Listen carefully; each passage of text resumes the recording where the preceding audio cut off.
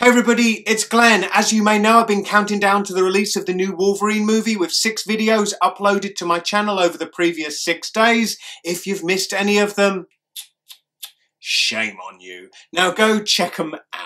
And I'm pleased to say I'm back in this video with a review of the Wolverine movie, and now I can go back to living my life without the stress of worrying what the hell am I going to upload to YouTube on a daily basis. So I went and caught a midnight show last night. This morning I had popcorn in one hand, Red Bull in the other, glug glug glug, so I was wide-eyed and taking it all in so I can relay my opinions back to you. Needless to say, what I'm about to spill out of my mouth may contain a spoiler or two, so if you're the type to whine about that, go check out the movie yourself, then get back to me in this video afterwards. What is the Wolverine about? Well, beyond the film story, as a project, it's about redeeming the Wolverine character after the misfire that was X-Men Origins Wolverine. That movie threw all the shit at the wall, hoping at least some of it would stick. The Wolverine, the new movie, it's much more considered, and it's based on the Wolverine series from 1982 by Chris Claremont and Frank Miller, and as a source material, that's really quite well regarded by fans. So if you didn't like X-Men Origins, you can walk into the cinema without a worry. I mean, it's not a guarantee that you're going to like the new Wolverine movie, but at the very least, if you don't like it, you'll hate it for different reasons than why you hated X-Men Origins. The film is set sometime after the X-Men Last Stand. Wolverine has dropped his superhero moniker and is living as a recluse in the Yukon. Years later, he discovers from Yukio that a Japanese soldier called Yoshida, who he saved during the war, is dying and is requesting one last visit from the Wolverine. So the film moves to Japan. At Yoshida's residence, it's revealed that the old man wants Logan to transfer his immortality to him. Things go sour. Logan flees with Yoshida's granddaughter Mariko. They're pursued by samurais, ninjas, assassins, Japanese mafia, all sorts, all the time. Logan struggling with his inner demons. Into the mix we have Viper. She's been hired by Yoshida to scientifically enable the transfer of Logan's power.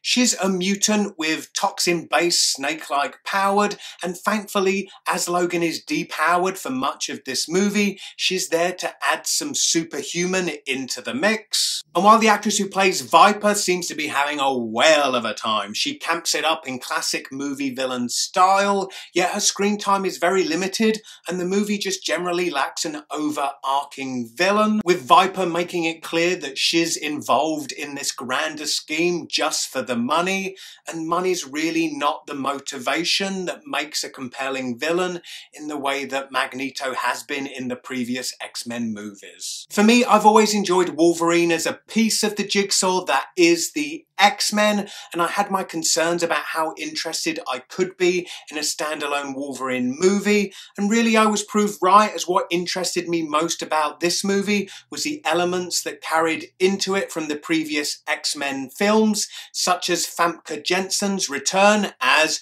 Jean!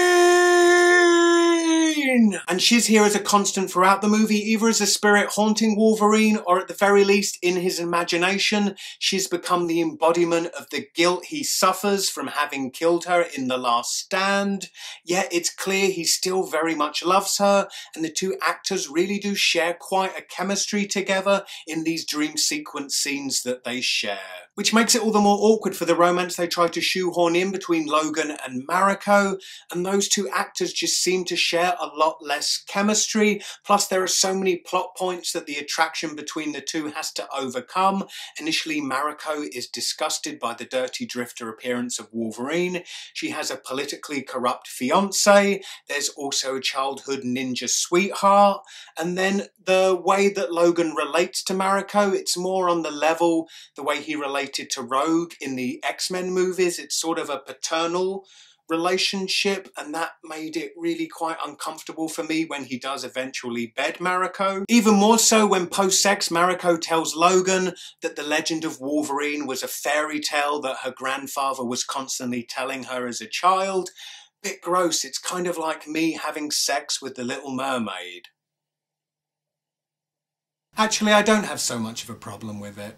And a video game style action sequence atop a speeding bullet train aside, this film really does resist the cartoonish antics of Origins. That is until the film's finale when they throw the Silver Samurai in, a giant adamantium robotic battle suit that seems just to be there so the film can go out with a big bang. Yet of the film's finale, what impacted me most was a dying Logan then choosing life over a union with Jean in the afterlife. She disappears into blinding light as he tells her he will always love her.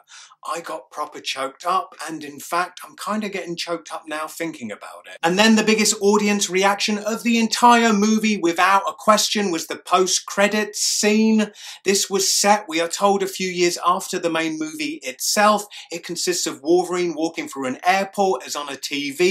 A corporate film by Trask Industries is being played. As Wolverine reaches security, everything metal starts to levitate. Wolverine turns, and at this point a chorus across the audience went, "Yes!" And it's none other than Magneto, of course. Ian McKellen standing there, and he says, "We just love what you've done with your hair." Of course, I jest. Magneto informs Wolverine that a new deadly weapon has been developed that could wipe out all of mutant kind. Then everybody in the background of the scene freezes. Who rolls on? It's Professor X. Wolverine's like, "What? How can you be alive?" Professor X says to Wolverine, "I always told you, you were not the only one with a gift." Days of Future Past, bitches. Bring it on. It's gonna be awesome. Anyway, please comment, rate, share, and subscribe. Let me know what you think of the movie in the comments beneath this video. Also down there are links to my Facebook and Twitter. Click those links and connect with me there too. I hope to see you in my next video. Bye.